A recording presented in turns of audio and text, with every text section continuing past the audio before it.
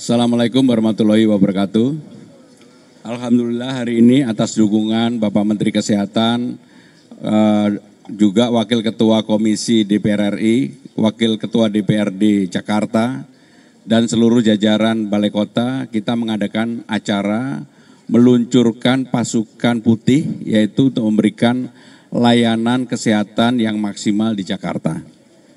Yang kedua adalah Jack Care, yaitu konseling yang dibuka 24 jam dan gratis. Dan yang ketiga adalah Jack Ambulan. 3 layanan ini kita luncurkan sebagai bagian apa yang dulu saya sampaikan ketika melakukan sosialisasi masyarakat, termasuk di tempat ini. Jadi kenapa diadakan di tempat ini? Karena pada waktu itu saya berjanji untuk bisa meluncurkan ini, dan alhamdulillah pada hari ini kita luncurkan. Untuk layanan masyarakat atau pasukan putih, ini bukan hanya untuk lansia saja, tetapi juga anak di atas 18 tahun apabila punya persoalan dengan kesehatannya. Apakah itu stroke dan sebagainya. Sedangkan untuk Jack Care layanannya 24 jam, bisa melalui Jaki atau bisa melalui nomor yang telah ditunjuk yang saya bacakan tadi. Dan intinya adalah semua biaya konsultasi ditanggung oleh Jack Care sendiri, sehingga gratis semuanya. Sedangkan yang terakhir untuk ambulan, kita sudah menyiapkan ada 86 ambulan, kemudian 17 motor ambulan. Jadi di mana saja kalau kemudian ada persoalan yang berkaitan dengan kebutuhan ambulan ini, bisa dilakukan melalui 112 atau 119 atau dengan Jaki. Itulah yang ingin kami adakan, dan saya secara pribadi mengucapkan terima kasih kepada Bapak Menteri Kesehatan yang telah hadir dalam peluncuran acara ini yang bermakna sekali bagi masyarakat yang ada di Jakarta ini. Pak Menteri Kesehatan, kami persilakan. Ya, jadi saya ingin mengucapkan selamat karena teman-teman di DKI Jakarta ini, Pak Gubernur sama Pak Wakil Ketua Komisi 9 yang memegang kesehatan, benar-benar ingin mengusahakan agar masyarakatnya tetap sehat. Jangan sampai sakit. Karena dengan teknologi sekarang, cuma 2 aja yang penting. Masyarakat itu tahu gimana cara hidup sehat, bahasa kesehatannya promotif. Yang kedua, masyarakat itu melakukan cek kesehatan gratis. Ini kan hadiah ulang tahunnya dari Pak Presiden nih. Itu namanya preventif. Kalau dilakukan 2 ini, promotif dan preventif, dia tahu bagaimana cara hidup sehat, dia lakukan cek kesehatan gratis, insya Allah sih usianya harusnya sama dengan rata-rata which is 74 tahun. Dan insya Allah nggak harus sakit, kena stroke, lumpuh, cuci darah yang penuh penderitaan itu di akhir-akhir hidupnya yang bersangkutan. Jadi buat teman-teman, tolong disosialisasikan.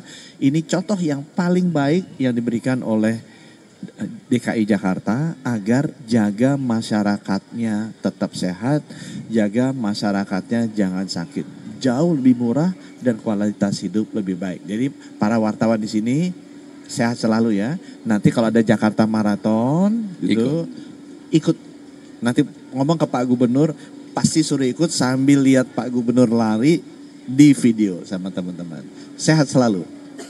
Pak Menkes, terima kasih. Tapi tadi sebelum ada pertanyaan yang saya surprise, Jack Care tadi menangani 2 orang yang mau bunuh diri dan berhasil diselamatkan. Yang satu memotong nadinya, yang satu minum obat racun.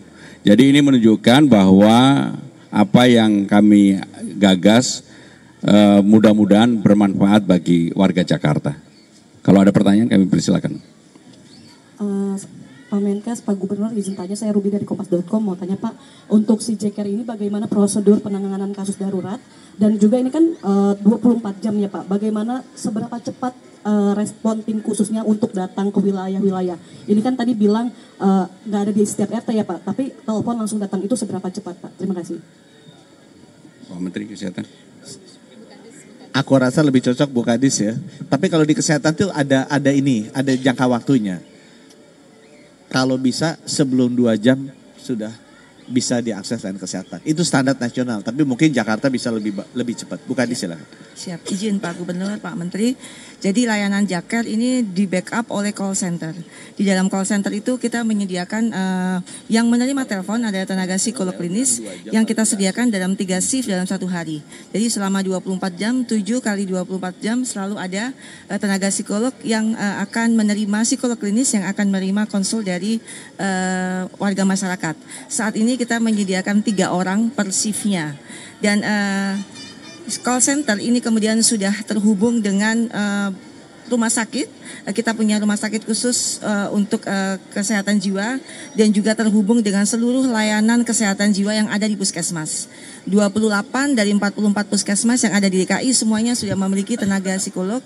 Begitu juga 31 RSUD semuanya sudah menyediakan layanan kesehatan jiwa. Selain itu, ini juga menjadi pintu masuk untuk korban kekerasan terhadap perempuan dan anak. Karena layanan Jaker juga terhubung dengan layanan KTPA. Dan kami juga di backup sepenuhnya oleh dinas-dinas lain yang membantu. Seperti tadi harus perlu evakuasi, maka tentunya tim dinas kesehatan tidak bisa sendiri.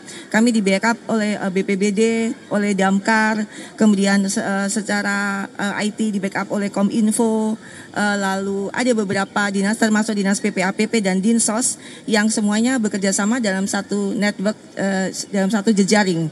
Sehingga apabila tadi ada keluhan, ada indikasi bunuh diri, psikolog akan langsung mengalihkan dan kemudian sudah dikontak dengan bantuan-bantuan yang diperlukan. Termasuk juga di backup oleh layanan ambulans gawat darurat yang seperti tadi disampaikan Pak Gubernur, kami di backup oleh 86 ambulans advance dan ada 17 URC unit reaksi cepat yang bentuknya adalah motor untuk memberikan respon yang secepat mungkin. Terima kasih. Baik, kalau masih ada pertanyaan, satu lagi. Pak, izin saya Livia dari Antara.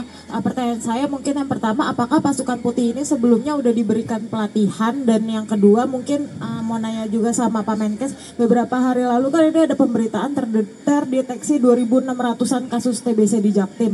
Nah, apakah pasukan putih ini juga termasuk untuk mendeteksi TBC secara dini di tengah masyarakat? Dan Pemprov sendiri ada program khusus penanggulangan TBC atau mungkin ada saran dari Pak Menkes terkait TBC ini? Terima kasih. Yang pertama, pasukan putih ini sepenuhnya bekerja untuk memberikan support kesehatan yang ada di Jakarta.